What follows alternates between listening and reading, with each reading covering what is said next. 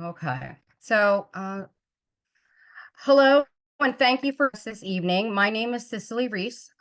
Robin Drury and I work together representing did I mispronounce your last name again, Robin? I tried. Gowrie. I got it. Sorry. Robin Gowrie and I work together representing the Interschool Council, which we lovingly abbreviate as the ISC. The ISC is the umbrella organization for the 11 HSAs for the Lower Merion School District. The ISC works in conjunction with Megan Schaefer, our acting superintendent of the Lower Merion School District, to plan and host the Parent Education Series. I'd like to turn it over to Megan Schaefer for a few words. Thank you, Cicely. It's nice to be here this evening. I don't want to take too much credit. I appreciate your words. I know that the ISC leadership, particularly with respect to the Parent Ed Series, Cicely and Robin, who've done a lot of work in putting this together, but certainly as in partnership, we like to support the work of ISC, especially as sort of ears on the ground and what parents are thinking about and talking about and we believe need to know about sometimes. So this is a wonderful opportunity to bring people together. And as you pointed out earlier, even though the fills are playing tonight, this is certainly something well worth saving and being able to share out afterwards. So I look forward to this evening's presentation and conversation and those to come. So thank you so much. Thank you, Megan. So before we get started, I just wanted to go over a few housekeeping rules. So as Megan said, we know we're competing with the Phillies game. So if there's anyone that is missing this presentation, don't worry, we do record them and they are found online. So we'll be able to get them to you. So just first thing, this presentation is being recorded. And again, for anyone who misses the presentation or wishes to view it again, you're going to be able to find the recording along with all of the recordings that we have from the past events from the Parent Ed Series on the Student Services page of the Lower Merion School District website. So as the event is being recorded, and with respect for our presenters, please do not audio or video record the presentation. After our speakers have concluded their presentations, we will be hosting a question and answer period. You may type your questions in the chat and send them to Robin and I. We will pose the questions to the appropriate speaker. During this time, that we ask again that you not include any personal information, as this is a public forum and we wish to respect your privacy. We can include your name or we can ask your question anonymously. It's up to you. And if there is time at the end, there may be an opportunity to use the raise your hand feature in the chat and you will be called on to ask your question to the presenter directly. So now, without any further ado, I would like to give a warm welcome to our speakers this evening. Emily Robb, Esquire, a parent in the district, MSW, Director of Advocacy for the Youth Sentencing and Reentry Project, abbreviated as YSRP, and Sharif Ingram, who was a client partner and member of the Speakers Bureau for the YSRP. Emily will share information about the laws in our state that allow children in Montgomery County and all of Pennsylvania to be charged, prosecuted, and incarcerated as adults. Emily will discuss YSRP's work to lessen the duration and impact of adult criminal sentences on children, their families, and the impact of their educational experience.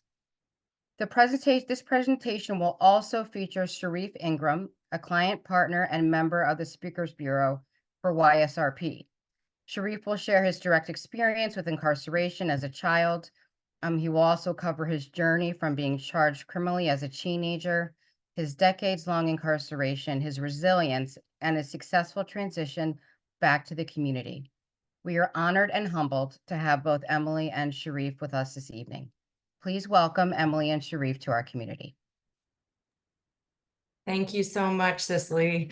I really appreciate the warm welcome, and we're honored to be here and talk with everybody. I'm going to take a stab at sharing my screen.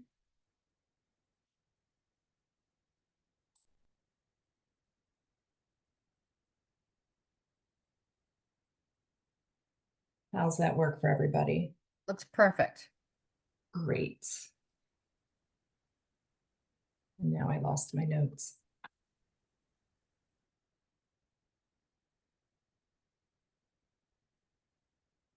Okay. Thank you again. Yes, my name is Emily Robb. I'm an attorney. I was a public defender for several years before I came to the Youth Sentencing and Reentry Project. And as Cicely said, I'm a parent of 2 boys in the Lower Merion School District. I was just saying we feel very fortunate to be a part of such a great school district. So I'm honored to be here and joined by my colleague Sharif. We're going to talk a little bit about, I'm going to explain a little bit about who YSRP is and the laws as it relates to children being charged as adults. I'm going to turn it over to Sharif to share part of his story, and we're going to kind of tag team back and forth. And then we'll have an opportunity for questions at the end. So thank you for being here, and let's get started. So YSRP's mission is to keep children out of adult jails. We are mindful of the adverse effect that criminal incarceration has on young people, on their families, on their communities. YSRP aims to assist in the nationwide efforts to reframe our responses to juvenile delinquency. So we work in the community on behalf of system impacted youth and their families by engaging in direct service. YSRP was founded about 10 years ago in 2014 by 2 young women attorneys who saw egregious practices in the courtroom and knew that there was a better way to support young people who are being prosecuted in the adult system. Our goals as YSRP are to move children out of the adult system back into the juvenile system, where they are treated with care and treatment and rehabilitation as opposed to just punishment, and to eventually bring them back to the community with connections to resources and other opportunities for success. So how do we do that? Our model is to partner with young people and their attorneys at the very early stages of their criminal cases, and then we provide comprehensive support before, during, and after incarceration. We want to create connections to existing local resources. And what that looks like in practice is that we are developing mitigation, which I'm going to explain a little bit later, for a sentencing or a decertification hearing, which I'll also explain later. The mitigation is humanizing the young person and providing more about the actual young person as opposed to the facts of each case and what the young person allegedly did or didn't do.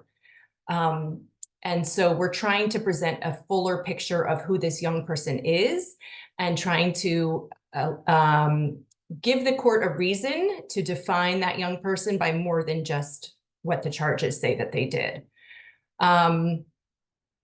We do this support, like I said, at the decertification hearing, and then if it gets to a sentencing hearing where they're facing incarceration, we present the mitigation to the court there. We continue to support our young people throughout any period of incarceration, whether it's in prison, whether it's in jails, whether it's in juvenile placement. And then once they come home, we start working on connecting them to opportunities for success. So we're focusing not just on the outcome of a criminal case, but the outcome of that young person's life.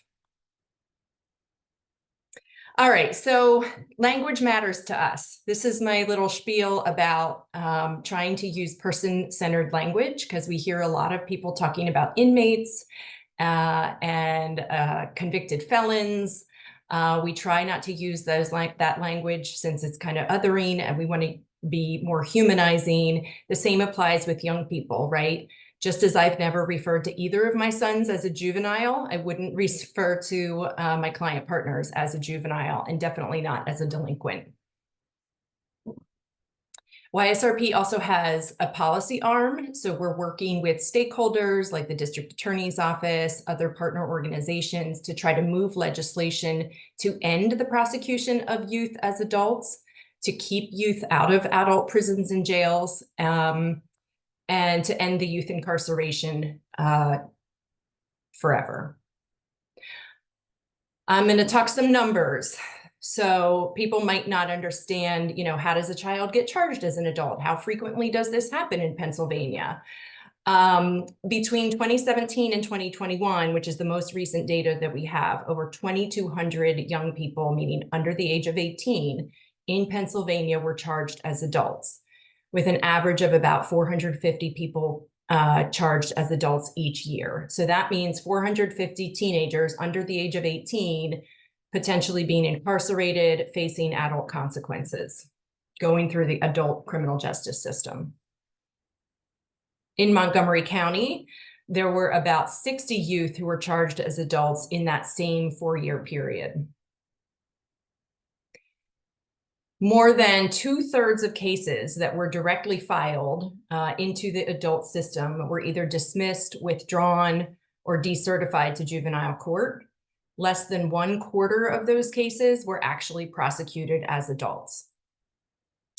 Additionally, among those ultimately decertified, about 33% of those cases ended up being dismissed or withdrawn or found not guilty.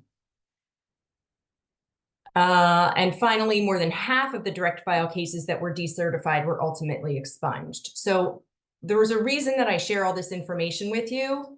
And the reason is this: all that data means there's a lot of kids who are spending unnecessary time in jail and in the adult system.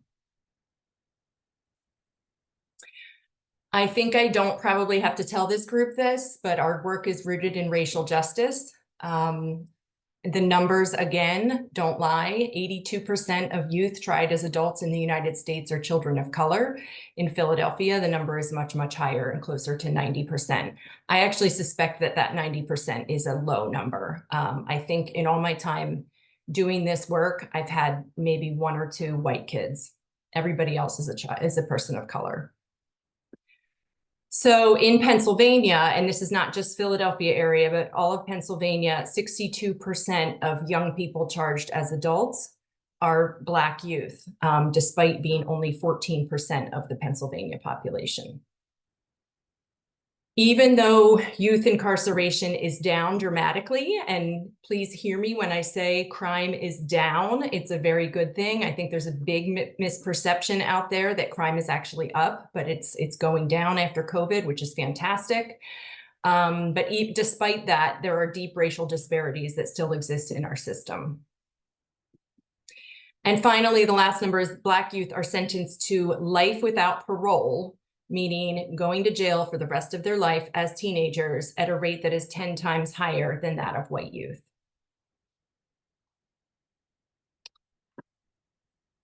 This number shocked me the first time I saw it, or this statistic, that Philadelphia has sentenced more children to spend the rest of their lives in jail than any other city in the planet. Something not to be too proud of with Philadelphia. There were over 300 children who've been sentenced in Philadelphia to life without parole, 500 children in Pennsylvania. There are about a little over 2,000 children across the country who were sentenced to lifetime prison sentences without the possibility of parole. So on that note, I'm actually going to turn it over to my coworker, Sharif, who has much more direct experience with all those numbers that I just rattled off. Sharif is going to share a little bit of his story with incarceration, and then I'll jump back in and give some more information about how this happens in the law.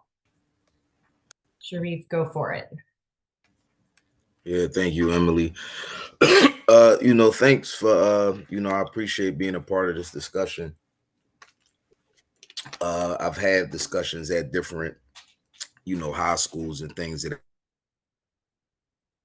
that nature, really geared, towards parents or, in this form. So a little bit about my story. Again, my name's Sharif Ingram. I'm the Speakers Bureau Coordinator at YSRP, and a little bit of background about what the Speakers Bureau is. It began about maybe 2 years ago now as a pilot program. The original idea was, YSRP as an organization, as a unique organization, really across the country, but especially in Philadelphia in regards to the work that it do revolving around youth incarceration. And they get a lot of requests, news media outlets, colleges, schools, different people wanting to know about the work of the organization. So the original idea was they wanted someone to basically fill these requests, schedule the engagements and things of that nature. And when I was hired part-time to do this, I thought it would also be a great opportunity to use it as a platform to help to change the narrative of formerly incarcerated children. So we started getting involved in other work such as policy work, which Emily mentioned a little bit about, working with legislators. We have a policy director at YSRP that we work along with doing policy work, trying to explain a lot of the harms to these legislators and policymakers in Harrisburg, a lot of the harms of placing children in the system, and the ways that some of the strongest ways that we try to explain that to them is through lived experience, speaking directly to those who've been through the system as children, giving them a direct understanding of it from the people who've been through it directly, from the source. So, we've been doing a lot of that. We just had a powerful discussion with some panel discussion in New York. Me and Emily, Emily was kind enough to invite me to be a part of, with district attorneys from across the country. The conversation was revolving around youth crime and the harms of placing children in the, well, some of it was geared towards the harms of placing children in the adult system, among other things. So that's a little bit about the Speakers Bureau. We also speak at colleges and things of that nature. My story, the way that I became connected to YSRP, Lauren and Joanna, who were two attorneys at the time, before YSRP started, maybe 2006, 2007.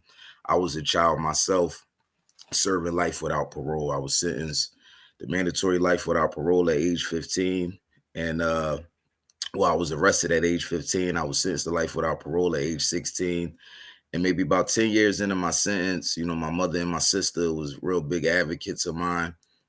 And they met Lauren and Joanna, them being two attorneys in the city. They seen a lot of what Emily was just speaking about, all of these children coming through the system, Black and brown children, and giving life sentences and death sentences even at that time, a little before then. And, they got close with them. And some years later, when some of the rulings came out making it unconstitutional from the Supreme Court, to sentence children to mandatory life without parole, they started this organization, and I was one of those early on that they worked with my attorneys, helped in my mitigation, helped to humanize me and helped to prepare me for society. It was, it took some years. It wasn't like a couple months or a couple years. It was like a lengthy process that we went through. So that was my connection to YSRP. Fast forward 2020, YSRP started 2014. Fast forward 2020, I was resentenced and released. I've been home now in a little over 4 years. Full time, I've been doing primarily construction full time, and the Speakers Bureau part time. And yeah, in a nutshell, that's pretty much it.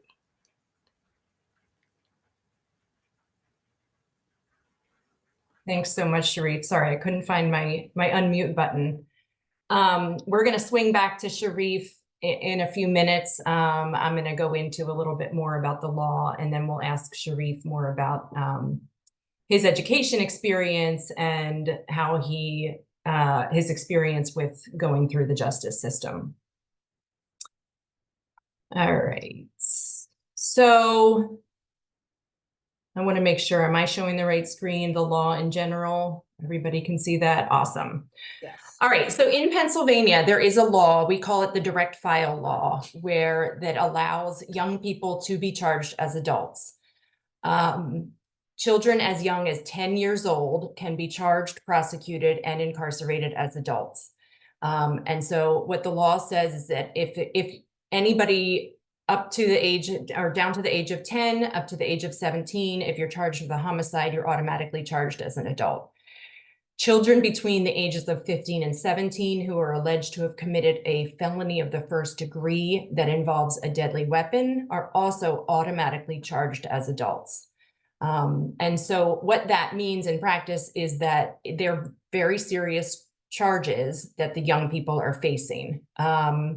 So as I mentioned, homicide is one, but we see lots of kids who are committing robberies, who are committing carjackings, but it's also some of the less serious offenses, right? I had one young person in Montgomery County who got into a mutual fight with a peer. She was a teenager, 16. She and this other girl got into an argument. They decided to go out and like have an actual fight, and nobody was seriously injured. But my client was alleged to have had a hard object in her hand. And so that was said to be a deadly weapon. And she was arrested and incarcerated in Montgomery County facility, criminal, what is it called? MCCF, for several months before we could get her home. So it doesn't have to be the more violent crimes, the more serious crimes. Children prosecuted as adults have the right to try to move. Oh, let me say one more thing about deadly weapon, right? Sorry, to back up, because deadly weapon can mean a lot of different things. It can certainly mean a gun. It can certainly mean a knife. Like I just explained, it can mean a hard object. We've seen prosecutors say that a bed sheet can be a deadly weapon, or a BB gun can be a deadly weapon. The other part of the statute is that if you're charged with conspiracy, whether or not you had the weapon doesn't matter, right? So what do we know about kids? They run around in groups, right? My kid loves to run around with 5 or 6 other people. And if one of those other people does something stupid, right, all the other people in that group can get charged, whether or not they possessed the deadly weapon. Once the child is charged in the system, they usually get high bail. They're usually incarcerated in the jail pre-trial. They have the right to try to get their cases moved back to the juvenile system, and that's that process called decertification. And if we're successful in that, then they go back to the juvenile system where they're treated as children and offered all the services that the juvenile system has. That process can take months, if not years. So that means that a child can be held in an adult jail. I've seen it happen for, a year and a half. COVID, of course, we all went crazy. There were kids incarcerated for 2 years without even having a trial. So unfortunately, the function to get the case back into the juvenile system can take super long. And the law says that they are presumed to be adults, and the burden is on them to prove to the judge that it's in the public interest to send their case back to the juvenile court. That's one thing I'd like to highlight. It's not, the standard isn't whether or not it's in the child's best interest to put him in juvenile court. It's whether it's in the public interest to put him in juvenile court. Why does all this matter? So in addition to the incredible amount of jail time that a young person can face if they're convicted as an adult, even if they are not given jail time, they're still looking at significant collateral consequences, all the consequences that you hear for an adult, right? So it can affect their employment. They're not eligible for financial aid. It can affect their housing, occupational licenses. We have people who have come home and just struggled to make ends meet because they can't find an employer who won't reject them because of their background. Even if it's just a juvenile adjudication, a lot of employers will not accept them. The factors that the judge should take into consideration, has to take into consideration by law, are listed here. So as I said before, the transfer has to serve the public interest.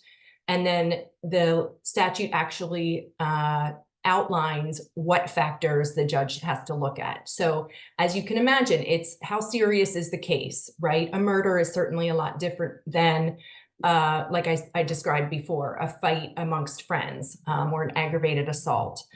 It's how is the child a threat to the safety of the public or an individual? How culpable is the young person? Is the young person the person who carried the gun, or is the young person the person who was maybe the lookout or just standing next to his friend? And then the court looks at how long the juvenile system would have to treat this young person. The juvenile system actually has jurisdiction up until the age of 21, which a lot of people don't know, even though If you're arrested after the age of 18, you're automatically charged as an adult. However, if you're arrested under 18 and it's not a direct file, you can stay in the juvenile system up until age 21. The biggest factor that we like to look at is whether the child is amenable to treatment, supervision, or rehabilitation. And again, there's a number of factors that the court has to look at. The extent of their prior history. Have they been arrested before? Are there any probation records to talk about, how amenable is this young person to getting help? Their age. There's a big difference between a 15-year-old and a 17-and-a-half-year-old. Their mental capacity, all of that plays into effect when trying to get the case sent back to the juvenile system. And that's where we come in to focus on all of those factors and to highlight them to the judge in the hopes that they will agree with us. Mitigation is the term that I referred to before, and at its core, it's humanizing people, right? It's explaining to people more about the context of how something happened. It's talking about how childhood matters, right? Somebody's experiences as the child can form who they become as a teenager and even as an adult. We all know no one is all good, no one is all bad. It's really trying to describe all the different facets that a young person can have. And really, my favorite part of mitigation is the assertion that no one is defined by the worst thing that they have ever done, right? And even though our client partners, they do cause real harm to their communities, we see that they deserve to live full lives and that they're more than just this person who committed an offense. What we do with mitigation is we try to get to know the young person. That means conversations with the client partner. And I use this term client partner all the time as opposed to client. We believe in a partnership with our young people. And we believe we believe in self-determination. We believe that they're the experts in their own lives, right? So of course, our number one source is the client partner. And that means visiting them on a regular basis, whether they're incarcerated or they're at home. We usually try to visit them at least once a week. We're building rapport, right? They don't know us. Why would they trust us? They see us as part of the system. And so we're really trying to build up that relationship so that they trust us so that we can gather more information about what brought them here.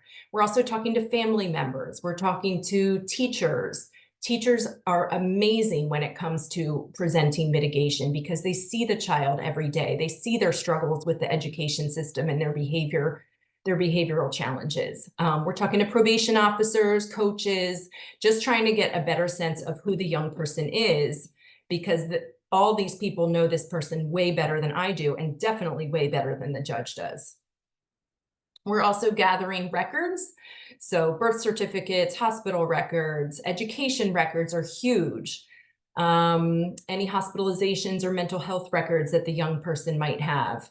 We're collecting prison records from family members, right? Really trying to fill in every single piece of what that child's life is like. I'm going to share with you a case example of somebody that I worked with. Jonathan is obviously not his real name, but just to give you an idea of the work that we do. So Jonathan was arrested when he was 16 for a crime that was automatically charged in adult court. He was facing a mandatory minimum sentence of 35 years to life in prison. So that was our starting point. Our goal was to try to get him sent back to the juvenile system. We were not successful in that goal. So we came up with mitigation. We didn't come up with it. I don't want people to think that we're making it up, right? We're bringing to light all of the information that we collect to try to explain to the judge, how did we get in this position, and that he deserves to not go to jail for the rest of his life. So this was some of the background that was highlighted to us. Jonathan's family is low income. They grew up in housing projects. He was exposed to some dangerous lead levels and was actually diagnosed with an intellectual disability that was not addressed in the school system or at home. He experienced many head traumas. He was shot by a BB gun. He was hit by a car. all of which he didn't really receive adequate treatment for. He received little to no support from his school district that was severely under-resourced. His mother did not speak English, so there was a challenge in her being able to advocate effectively that he get the services that he needed.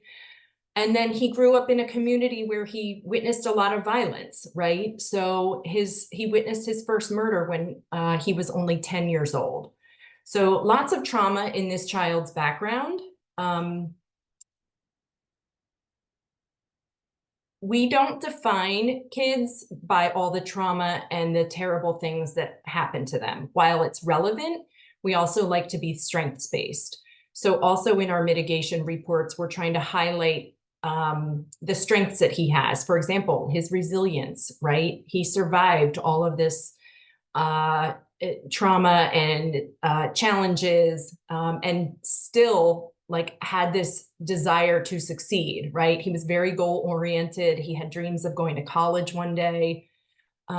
He actually would tell me about how his dream was to get rich enough so that he could move his entire family out of the neighborhood that he was in. He wanted to go into the suburbs because he thought of the suburbs as someplace safer. He had strong family support, and he was open to treatment. He knew that he suffered from PTSD, post-traumatic stress disorder. He knew that he had some lead poisoning issues, and he was open to whatever treatment the adults in the room thought that he should have. So our goals in Jonathan's case were to present this information to the prosecutor in the hopes of a decent offer, to the court in the hopes of a decent sentence. Our goals are also to partner with Jonathan and make his experience in the justice system a little bit better, because as you can probably imagine, we're not successful many times. These crimes are super serious. So part of our definition of success is just supporting the young person and making sure that they feel like they're heard and that they feel like somebody is advocating for them. So Jonathan is currently serving a sentence. It's not 35 to life. So I feel like it was a win. And we're continuing to work with him while he's incarcerated. He calls me all the time and checks in. And then once he comes home, we'll start talking about reentry and how to make sure that he succeeds back in his community. Some of the common themes that we see when investigating young people's lives are listed here. There's a big crossover with the education system.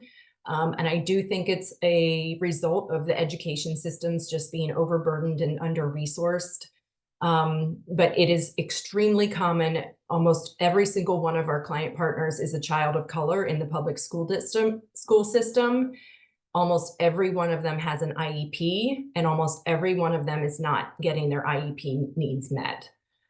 You see a high number of school absences starting as early as kindergarten, because what you see as parents who are under-resourced as well. And so they're not able to bring their children to school, and school isn't taught to be a priority as early as kindergarten. I've had kids who've been absent 40, 50 times just as a 6-year-old. So it's really kind of setting them up for failure in the school district too. They have behavioral issues, and we see this play out, unfortunately, with negative reactions from the schools. A lot of times their response is to suspend kids or expel them, right? So it's not uncommon for my client partners to have been suspended as young as 2nd or 3rd grade, be expelled from schools, or strongly encouraged to switch schools as young as 3rd and 4th grade. I know, Sharif, I think you experienced some of those issues when you were a kid. But the bright side is when our client partners are in a supportive learning environment, they have the ability to thrive. That's what we've seen. And so this, of course, is my favorite slide, right? Showing all of these kids who've accomplished one thing or another. They're not all kids, as you can see. We also work with juvenile lifers. And I'll also highlight that we don't want to define our successes by our graduation rate, because I think that's just a dangerous metric to go down. We define our successes by the goals that our young people meet, that they make themselves, right? So whatever goals they have, whether it's I want to go to school 4 out of 5 days this week.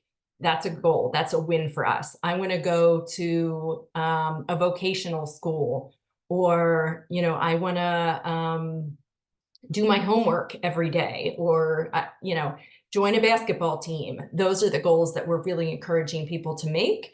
And then we have a system where we incentivize them for reaching those goals. So back to our model, I mentioned that we partner with kids starting at sentencing and even before that, throughout incarceration, and then when they come home. And so we connect them. A big part of YSRP's work is through reentry. We have several reentry coordinators who continue to work with our young people when they're at home.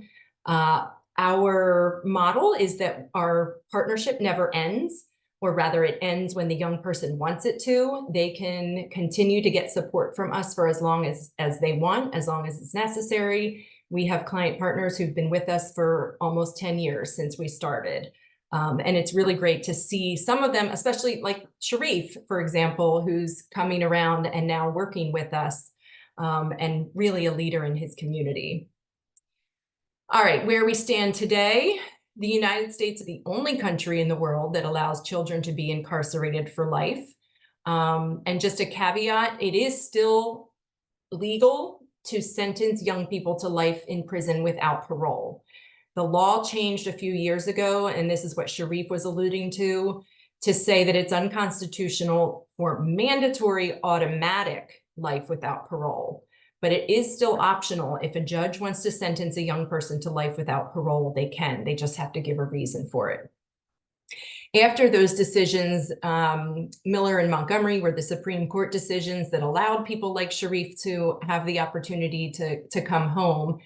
Children sentenced to life without the possibility of parole were given a chance to be resentenced. So all of the children who were sentenced at one point to life without parole had to be resentenced, and that's where Sharif was talking about the mitigation that we did on his case to try to get a sentence that would allow him to come home even after decades in the prison.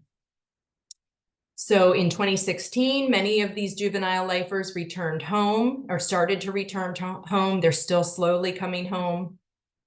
And the juvenile lifer community has just been a remarkable success. Not that we measure our success in recidivism, but they have a documented 1% recidivism rate. So they are definitely not this menace to society that many people had predicted. They make positive contributions to our communities as mentors and leaders, such as Sharif. And now I'm going to give you a couple more examples. So one of our programs that I'm particularly proud of is the intergenerational healing circles. So we have all these juvenile lifers who are coming home, and we have matched them up with the young people who also have experience in a carceral setting. And we're putting them together in a room with a facilitator, and we're asking them to share their experiences and share collective healing from the trauma that they experienced. They compare resources, they build agency. It's really a beautiful thing. Sharif is actually part of the intergenerational healing circles as well. So this picture is actually from a retreat that we sponsored a few weeks ago, which was very cool. A bunch of them went camping for the first time ever. Yeah, overall, it was a success from what I hear. And then there's the Speakers Bureau, which Sharif already talked about, where we're bringing in people who've been formerly incarcerated to share their stories, as opposed to me, the white lawyer, sharing their stories on behalf of them. But we decided it's better to have people actually share their own stories, because obviously they're the experts in their lives. And all of these programs we compensate people for, because we believe in that they're worth the money that it takes, right? That their time is worth it. And so these are two programs that we're working on and that we're particularly proud of. If anybody wants to book a Speakers Bureau engagement, here's the QR code. Just a little shout out there. I'm going to turn it back to Sharif to finish the rest of his story, and then we're going to answer some questions for you.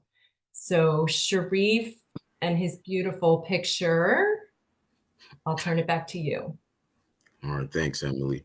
Yeah, so I just wanted to speak for a couple minutes about the, like the school to prison pipeline, and a lot of times the you find a lot of children when we end up in the system. A lot of the issues started in the school system. They didn't start off as it didn't start off as criminal behavior. A lot of times it didn't just escalate directly to a child picking up a gun and harming someone, even though these cases, happen. But, a lot of times, as the saying goes, hurt people hurt people. So a lot of people that you see are victimizers at one point were, victims themselves. And many of us as children, we grow up victims in our community, in our communities, especially in inner cities like Philadelphia and places where there's really no escaping it, especially for a child that, he doesn't have, him or she doesn't have any means or ability to change his environment, his or her environment. So for myself as a child, uh, I was one of them that grew up in this type of environment, and I didn't really understand a lot of these things until years later in my incarceration. Like, one thing that mitigation did when the Supreme Court made this ruling, and some of the rulings was like 50 pages, 52 pages. And of course, me being a child sentenced to mandatory life, and mandatory life meaning I had no chance for parole. I was supposed to die in prison. And I would study these rulings and read these rulings, and I would hear about encourageable, child being encourageable and trauma and all these things. And I'm looking these words up like, what the heck do this stuff mean? Right? I didn't even know what they was talking about, but they speaking about us. So the more I started reading about it, the more I started reading about trauma and the effects of trauma and how real it was. And it was a book that I read some years ago that really opened my eyes to the effects of trauma, that really helped me, along with YSRP, doing my mitigation and going through my past. Of course, it reawakened a lot of old memories, a lot of things that make you ponder and reflect on, how did your life end up this way, 10, 20 years later. In a book that I read, I used to write different college students. I used to do a lot of writing, and it was this one college student that I used to write out of Jersey. And it was this book they was studying by Professor Joy DeGruy called the Post-Traumatic Slave Syndrome. So this was a professor at Portland State University, a former professor there. And they were studying a book, and we would write about it. So I ended up ordering the book and reading it. And in the book, it spoke about epigenetics, right? And how recent studies in epigenetics shows that trauma can be inherited, that a person can pass down trauma through their DNA, And I started thinking about this, right? Like, trauma can act like, can be passed down. You can inherit your mother and father's trauma, your grandparents' trauma. And you think about all the trauma that we go through in our communities, just to inherit that alone, then to being a child that grew up in that environment. So it made me start to read a lot about trauma, and it helped me in a lot of ways to try to heal from a lot of trauma I went through. Of course, still trying to heal from it and grow from it and learn from it.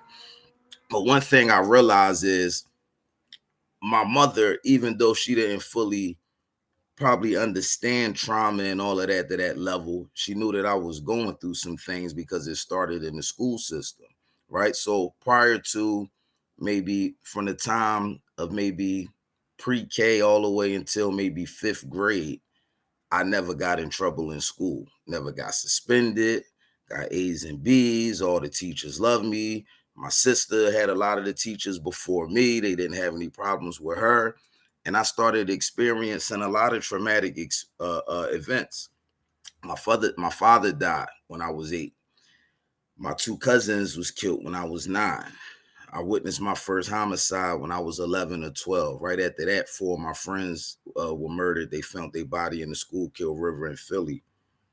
Uh, I was arrested at age 12. My first time being arrested was for armed robbery. A white lady said I robbed and pistol whipped her, and then admitted on the stand later that all white people, all black people look alike to her. So after I was incarcerated for a month, they released me, right? But after that, I was in and out of the juvenile system, and in the streets and carrying guns, and it wasn't long. It was only a couple years before I ended up in prison, for life for drug related homicide. And being involved in the culture, the drug culture. And my mom used to do everything to try to get the school to understand it, and it helped, but they only made it worse. The school whole thing was punishment. If I misbehave, instead of the school looking at it, well, what's going on at home? How can we help them? It was more so punish them. So it created a tension between my mother and the school, to the point my mother moved me to another school. So now these people don't know me, and the last grade I completed before my incarceration was 5th grade. When my mother moved me, I went to prison with a 5th grade education, right? When I did the TABE test and all of that. Once my mother moved me from 5th grade, I went to about 4 different schools in 4th grade. Then she sent me down, one of them being in Richmond. Then she came back to Philly. Then I went back to Richmond schools, and I got expelled from Richmond public schools. So I didn't go to school for a whole year. Came to Philly, got expelled, sent to a disciplinary school, and then dropped out of school completely. Right. So it was always a direct connection to the education, a lack of support from the education system, and leading to my incarceration. And I say that to say, one, I think it's important that as parents, and I just had my first son, so I understand even more the importance of trying to create the brightest and best future possible for our children, right? No matter what community we live in. But for one, as parents, I think we have to understand that when it comes to children, and a lot of the harm that we see, or some of the harm that we see that are going on in our communities, that I think as parents we have to understand that could easily have been our children. No child is inherently born evil. All children don't come from bad households or bad communities. When I was in prison, it used to strike me when I would see white kids in there from Montgomery County, and we used to look at them like they was rich. When we would see pictures of their houses and where they live at and how they came up, how do you end up in the system coming from the communities you come from? So even though it may not be as many of them, there are some that fall into the system. And then a lot of time these parents from these communities, they start to get a little glimpse of just how unjust the system is, because their children going through it now. It's not just our communities. But then two, I think that it's important also, as parents, that we understand those signs, when our children go through things and we see them acting out in certain ways, that punishment is not, it's not always a good thing. I'm not saying punish not violent, because I have 2 stepdaughters, and the oldest one, boy, I swear, it's like, it takes a lot of patience dealing with a teenager, right?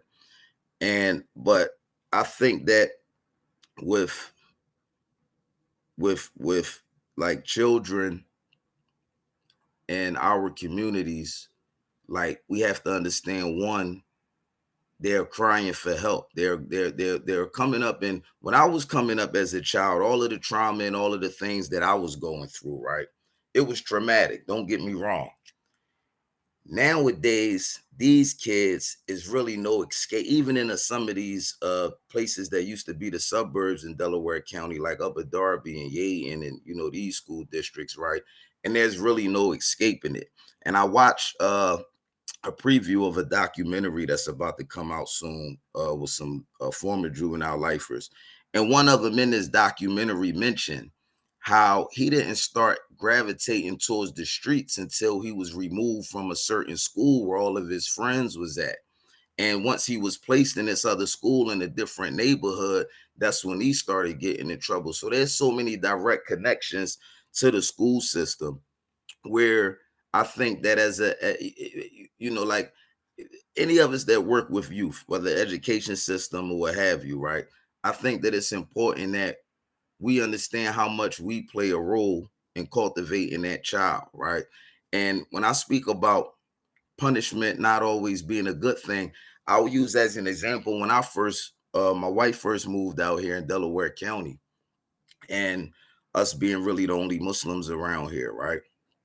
My oldest stepdaughter, first year in high school, 2 years ago, went to school and, stuck out with all black on and garbed up. And she hung with this other Caucasian girl that was Jewish. And somebody made a comment about why you hanging with those people, and like just kept, doing little things that degrade her and the other girl or what have you.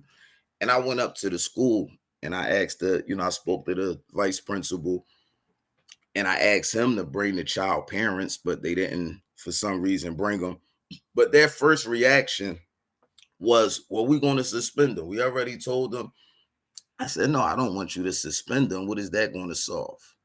And they were so surprised, like, oh, I thought you wanted us to suspend them. I said, no, I want y'all to have a conversation with them, educate them.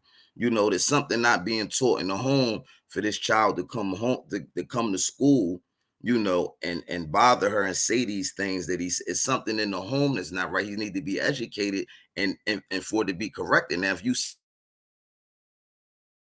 the school more angry, and it may create even more of a problem, a conflict with them, and he wasn't taught anything, right? And they ended up talking to the parents, and that was 2 years ago. They never had a problem. He came, apologized to her when nobody was around, and they not the best of friends. They don't hang together, anything like that, but it's been years and they haven't had a problem. And this is what I mean in regards that it's not always about punishment. It's about educating, it's about compassion, like understanding, trying to understand these children, and really finding solutions and ways to help them to have real meaningful, fruitful lives. But yeah, I'll pause there.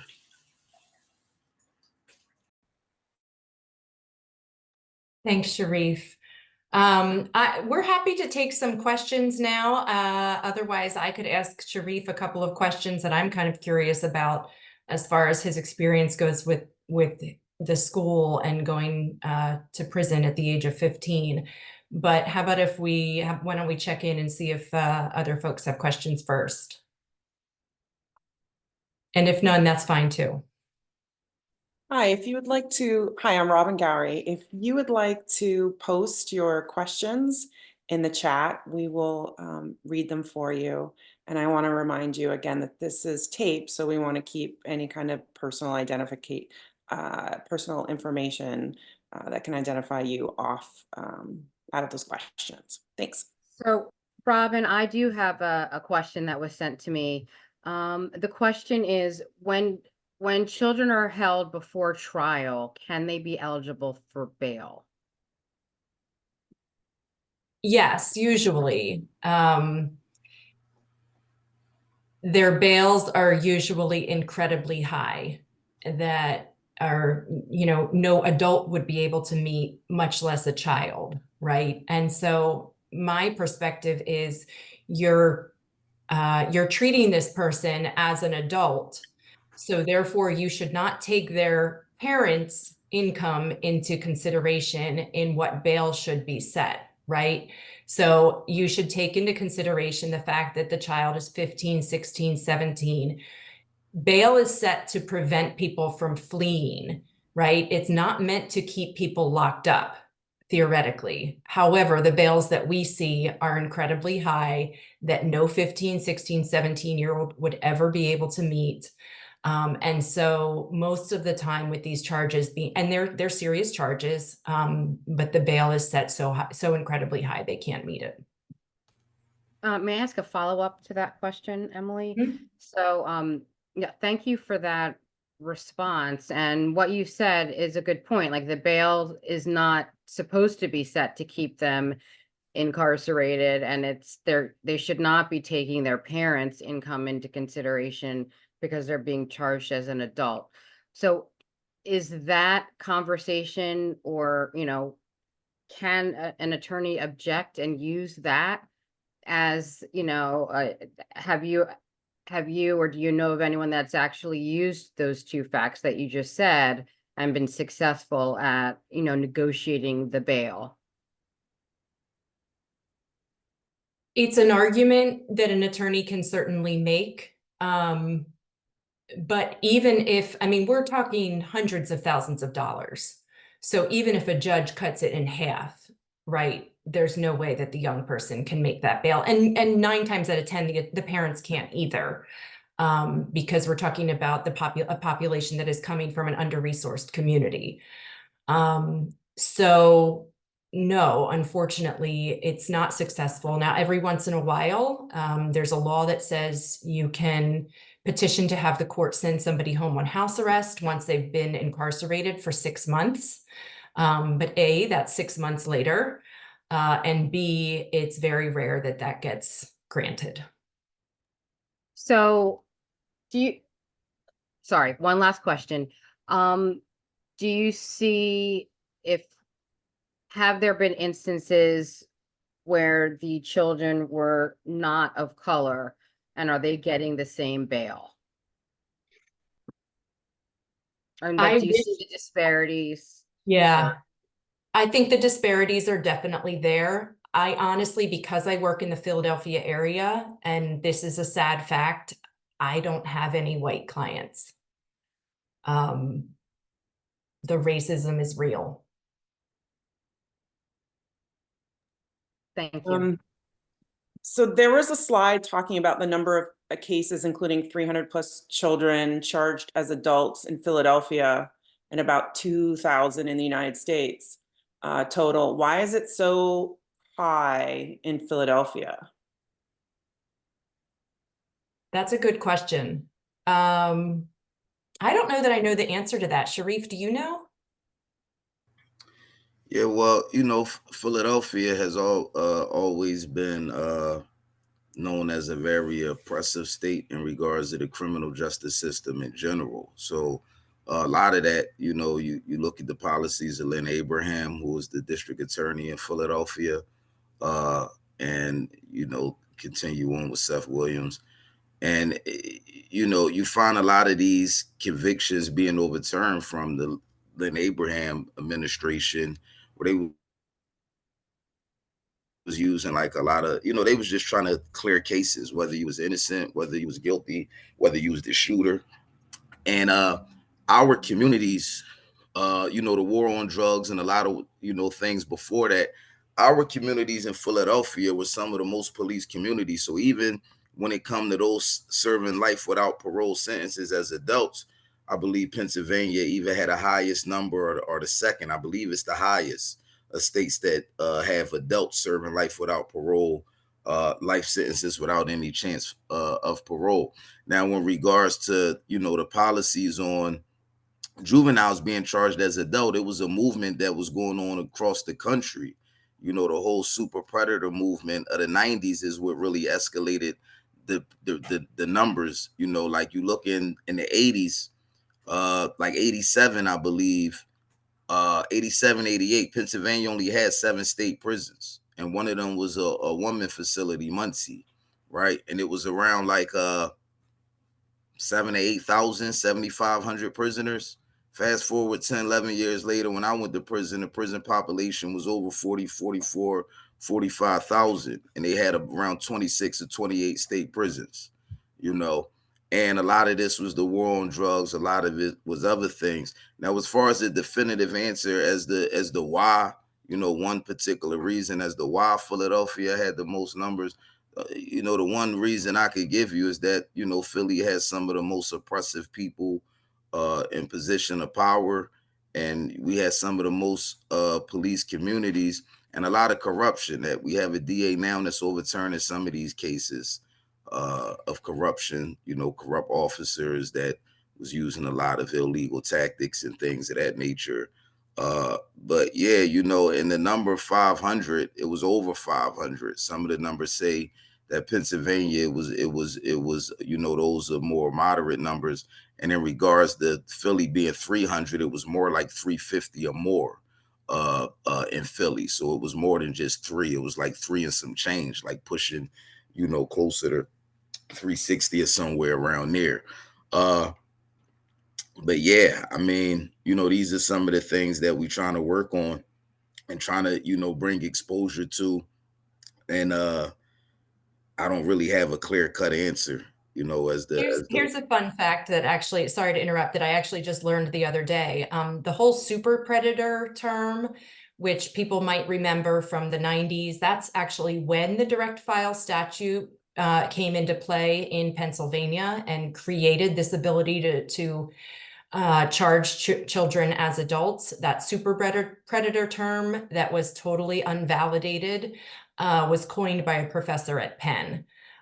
So that's what started off that whole movement. And he has since denounced any research that he did. But Philly is home to a lot of it is a central source of a lot of the misperception. And I just want to add on to that. Politics have a major role in that. A lot of the politics of Philly are controlled by the politicians outside of Philly, right? And all of these prisons, the gerrymandering, all that stuff is like real. These prisons they build all of them out in these rural areas that they literally spark the economy there. Once they build these prisons, you start seeing houses and Walmarts and things that wasn't there before they built the prison, right? And a lot of the anything like criminal justice reform, second chance, or anything like that, we find anything that's submitted by our state reps or anything coming out of Philly is shot down from the conservatives out in them other districts, right? And anything that's geared towards crime, we find those same people up there, we need to start locking them up. We need to start doing this, doing that. So there's always been that political battle, in Pennsylvania, where the elected officials in Philly really don't have much control over the policies and the things that's going on. A question related to kind of advocacy on legislature. And I guess you kind of just spoke on it a little bit, but what are the roadblocks to your advocacy? And also, it sounds like you're working on advocacy for Pennsylvania. Do you work nationwide, or is YRSRP just for Pennsylvania? We focus on Pennsylvania, but we have partnerships all over the nation, right? So CFSY, I always forget what is it called? Campaign For the Fair Sentencing of Youth, right? The Sentencing Project, Juvenile Law Center. We have partnerships all over the place, but we're focusing on Pennsylvania because that's home to us.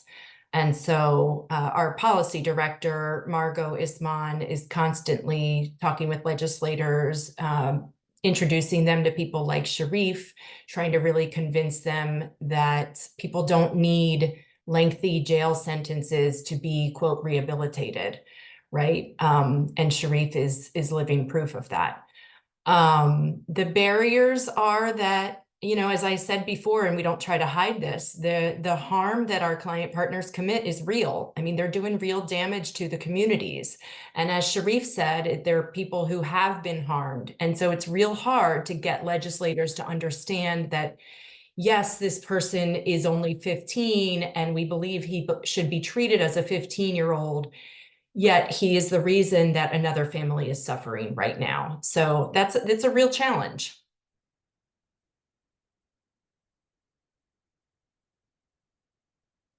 All right, I got one other question here. Let's see.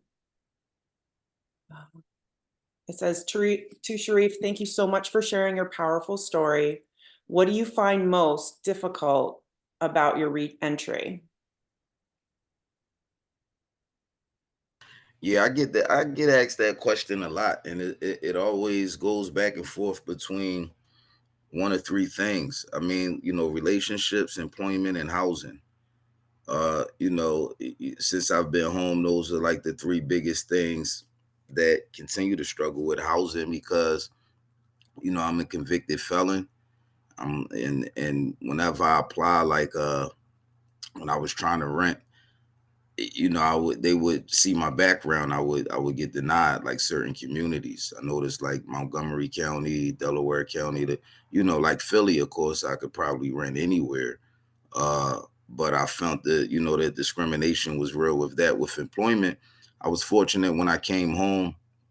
I was blessed when I came home that I had a tremendous support system when I was on the inside, my whole incarceration, not just YSRP, but my family and other people, friends and things. And my mother and sister was a big part of that. And my sister, boyfriend was a foreman at a major construction company. So when I came home, he just got me hired. No interview, no nothing.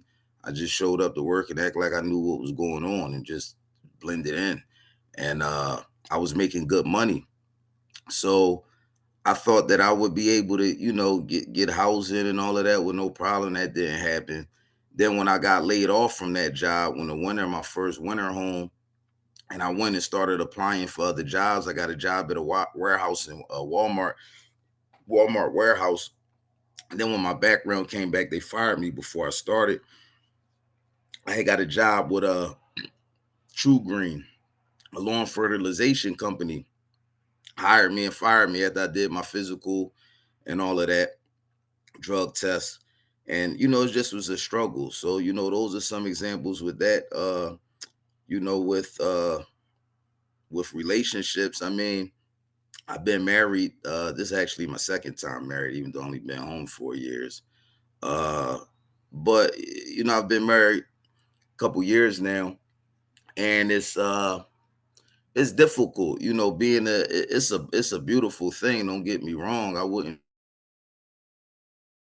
traded, for the world, to be in a cage as a kid your whole life, and to grow up without just that normal affection that that's just every man or woman craves and yearns for. To grow up a child and be deprived of that, it's a blessing coming home, but you never was taught how to navigate that. I hear people out here struggling with relationships, talking about women can't understand men, men can't understand women, and all of these problems in navigating relationships. Imagine the person that never had a relationship, and someone that was in prison and around nothing but men and aggression, their whole life. And the women that you are around, they not the softest individuals either, working in those environments. So it's just it's a struggle. You come from an environment where you taught not to show any emotion, and you don't really realize how numb and hard it makes you until you come home and people, like my wife sometimes, she look at me like I'm emotionless, like and I'd be like, well, 'cause I ain't crying, or I don't get what kind of emotion you want. And it's a struggle with that also, because in me adjusting so well, people forget that I was in there so long, right? So sometimes me and my wife will have a disagreement or whatever, and then later she'll come back and be like, I really got to remind myself sometimes how long you was in there and how hard it is for you. And I'm like, how you don't remember all of these years we known each other, 3 years? And she was like, well, I don't see you and see someone that it's like you remind me of being in there. Like I gotta remind myself. So sometimes that's a struggle that you adjust so well to people, and they think that you just come home and it's just all of those years behind you. They think that once you walk through those doors, you left all the trauma back there and you just come out here and just automatically jump to 38 years old or 41 years old, even though you left 14 or 15. So, some of those are, those would be my biggest struggles. Thank you, Sharif. I wanted to just give Megan Schaefer the opportunity just to share, what we're doing here in our district to address some of these statistics. Thanks, Cecily. And Sharif, really appreciate you sharing your story. I think for me, I think a lot about the students that in my work, line of work, I have the opportunity to work with. And as Emily said early on, like language matters. How we talk about children, we really need to use those words with intention. We don't have bad kids. We have kids that make mistakes, mistakes shouldn't define who they are for their lives, or even for their, their school career, or for any, unreasonable portion of time. So, I think, in thinking about cases that we see in the district where students make mistakes, and sometimes those mistakes have consequences. We've really worked on the idea of restorative practices and making sure that there's learning that's part of the process, and the most important part of the process. And I guess what I'd ask of all of us is that we, you know, think about the Sharifs of the world, and those that are in front of us. And I know that there's victims on the other side, and families that hurt for that reason. But we have to, I think, for the benefit of our children, find ways to takes a village to raise them together, to learn from their mistakes, and so that they can grow together, and know that a lot of circumstances have impact on children. And I always say behavior is a form of communication. And sometimes when the behavior isn't what's expected, a child's trying to tell us something, and we need to spend time figuring out what it is. So sometimes I'll just be candid, the pressure in cases to, you know,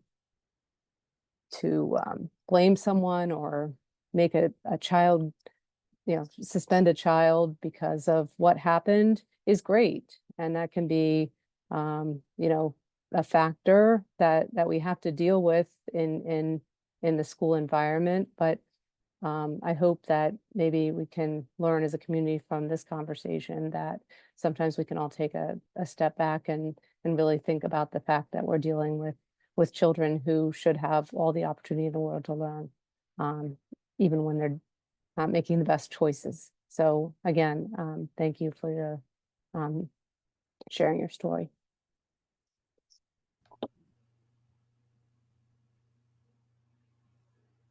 All right, I'll kind of have one or two more questions here. How can the community get involved to support YSRP, and are there volunteer opportunities? We do get that question a lot. Sharif, were you going to say something? Yeah, I was gonna say, I mean, there's a lot of ways of that you can support us. I mean, the most direct way, we always need funding. I mean, donations. We're a nonprofit organization, and the Speakers Bureau, in particular, uh, we don't have really a full budget for, so uh, and like she said, we compensated. I'm compensated. The other Speakers Bureau members are compensated whenever they go and speak somewhere, even if the uh people that we're going to speak that don't not able to compensate. But also I mean, like, the biggest thing that we trying to do right now is this bill 1132. We would encourage everyone that and this is the bill to end direct file. And again, direct file being the process of, once a child is charged, he's placed directly in adult court, charged as an adult, placed in adult jail. This bill would change the practice where every child would start off in juvenile court. And in order to get to adult court, you have to go before a juvenile court judge. Certain things have to be considered before this child is placed in an adult prison. And I don't believe that, and YSRP doesn't believe that any child should be in an adult prison. It's not a place for the child, but we believe this would be the greatest way to mitigate, us being an organization, like you spoke about, dealing in mitigation, to mitigate those harms. And this will help a lot more children get the treatment that they need, within the juvenile facilities that have more resources, though they're not free of their own fault and blame and harm and things of that nature that they cause. But yeah, so those are two ways. And I'll let Emily. Oh yeah, and in regards to that, with the bill, contacting your state representative, your state reps, and the bill passed the Senate Judiciary last year. It didn't get a full vote. We resubmitted this year, and we're just trying to get the public to really understand the harms of what's going on right now, placing children in the adult system, And at the same time, just to comment briefly about the victims piece, you know, we never diminish the harm that we cause the society. You know, it's not a thing of oh, we were children, so we don't care nothing about the victims, or you know, that we are less culpable in the sense of taking responsibility, you know, less culpable in the sense of, yeah, understanding and consequences and right, you know, reasoning and all of that. Yeah. But as far as responsibility, I think all of us, at least, you know, the ones that I know, we take responsibility, and it's why we do the work that we do out here. And part of what we doing is not only trying to help children from end up being in the system. We believe and know that this what in turn helps society, you know, more safe. Like, we're trying to do both, you know, prevent the harms of the children, as well as prevent children or people in general from committing harms in society, you know. So it's not just one or the other, you know. We fully are aware, understand, you know, the harms and things that uh you know, that we committed. And I'll pass it on to Emily if you had anything you wanted to add about the, you know, ways they can help out. I couldn't have said it better. The only thing I'll add is that we do collect old tech. So, you know, as you can imagine, our kids come home from prison or placement and they don't have cell phones. So we desperately need cell phones, and they're teenagers. So of course they break them all the time. But we need to be able to communicate with them. So if you have iPads, or we'll take computers that are in decent shape, I'd be happy to come and collect them. Unfortunately, we don't have the capacity to really supervise a bunch of volunteers. I know I get asked this question before all the time, and I would love to say yes, you know, come work on our cases. We do partner with Penn, their law student and social work students have a youth advisory program. No, that's not the name. It's YAP. The initials are YAP. Anyway, so they help us work on our cases. So we do have volunteers. They just come in the form of Penn students. And I just want to, can I just add one more thing? That's something that I don't usually say when people ask this, but if you know, if anyone know of any employers that are willing to, that are you know, friendly to hiring people with records, that's another thing that we've been trying to find, like connecting people to employment, where people won't just look at a person with a conviction, and you know, trying to find more employment opportunities for people that's coming home. So if anyone know of any companies, or anyone that have any private businesses, anything like that, that you know, that's willing to hire people, you know, coming home with records, that would be a tremendous resource as well. Thank you. As far as the legislation that you just talked about, do you have some sort of letter that you kind of could send to us that we could give out in support of the legislation, so that we could then send it to our senators and Congress people? Yeah, I know Margot. I would have to look through my email. Our policy director, Margot, she had sent me like a year ago. Like, the bill was kind of long and confusing. She sent like a summary of it, and just the main parts to break it down for people that don't really understand all of the legislative stuff. If when we get off, I'll look through my emails and try to find it. And what you want me to send it to Emily? How you want me to send it to you, Emily? And you will forward Sure, it, or what? I have it too. So Oh, we'll get you the one pager. That's Yep. thank you for asking. And it has the state rep name on it that introduced the bill, Dan Miller. He's out of Allegheny. But there was some co-sponsors that signed on. It was some legislators that we had spoke to that signed as co-sponsors of the bill. And you said it was Bill 1132? Yeah, now the numbers be changing. So I just found that out in these legislative meetings I've been doing. So it was 1132. Did it change, Margot? I mean, sorry, Emily. Yeah. So, but it has the state rep name on it. It has the number on it, and I double check tomorrow with Margot, just to make sure that the number on the bill didn't change. To my knowledge, it still is House Bill 1132. You said Dan Miller and Allegheny Yes. County. Thank you.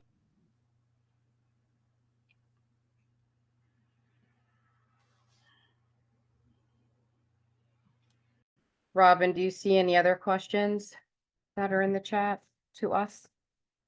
I am looking through it now. I kind of skipped around to try to kind of put them together. I have one question while Robin's looking. Do you have any statistics broken down by gender in terms of teenage girls versus teenage boys? Do they have the same type of experience? There are statistics that exist. I don't have them at my fingertips, but as you can imagine, this is a law that mainly affects boys. And the girls that are affected, they're different allegations, right? I've had a couple of females who have, sorry, my cat's going a little crazy. I have females who have different experiences, right? They're used more likely as a setup person. I'll go so far as to say that they are often sex trafficked and victims themselves, but unfortunately, they sometimes get charged as well. Like I shared before, we do see girls get involved in fights. But the majority of our client partners, I'd say like 90% of them are boys. Thank you.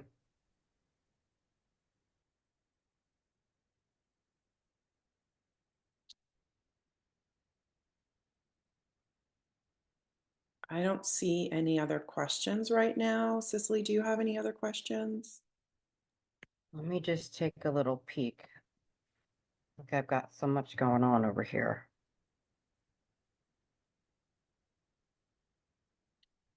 I have one question. You talked about the direct charging. How do you get involved with children that are direct charged? Are you involved in every child that's direct charged in Pennsylvania, or how does YSRP become an advocate for these children? We're a nonprofit, so we get to basically pick and choose our cases, which is a huge luxury, especially coming from someone who spent 13 years at the public defender office and didn't get to choose the cases or the amount of cases that we had. It really is a luxury because we believe in quality, not quantity, right? So, and we also believe in taking care of our employees and our staff and making sure that burnout is low. So we're very careful not to overload on capacity. We're very careful about keeping our numbers very low. And as you heard, our work is additive, meaning we're adding client partners, but because we stay partnered with them for as long as they want us to, we're not really seeing them kind of part ways from us, which is a good thing, right? We love that. But it just means our caseloads are built up more and more. So we mostly get our client partners from attorneys who are referred to us. We have several attorneys who reach out to us whenever they get a case like this. We typically like to partner with court-appointed attorneys. So those are attorneys who represent kids who for some reason can't be represented by the public defender office, usually a conflict. And then the court-appointed attorney is a private attorney who's doing the case not pro bono, but the young person doesn't pay anything for them. Those are the attorneys that we really see that don't have the resources to really dive into the mitigation and to do the work that's necessary for these cases. As you heard me talking about all the factors that go into decertification, the law is very different in terms of the rest of the criminal procedure and the rest of trial work. And so it's very common that you get an attorney who's really, really a good attorney, but has never done a case like this before, right? So those are the attorneys that we like to partner with because we can kind of help them and provide the support.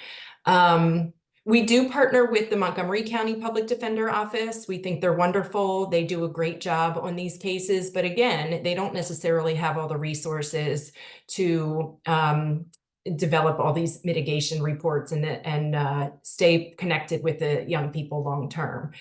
So it depends. We do get family members who call us every once in a while, and those are the ones that we prioritize. We definitely want to take cases that, you know, a mother or a father is reaching out and asking for help for. So it really just kind of runs the gamut. We also get, you know, DAs refer us.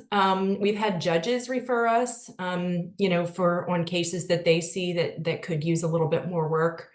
So it's a variety.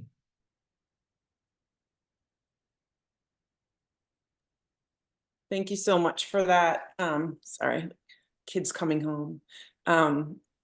So I have a comment that from the audience, and the person said, I just want to say that I'm so proud of you, Sharif. I worked for many years as a forensic case manager, helping people reintegrate into the community, and I've witnessed the difficulties firsthand, and keep up the amazing work.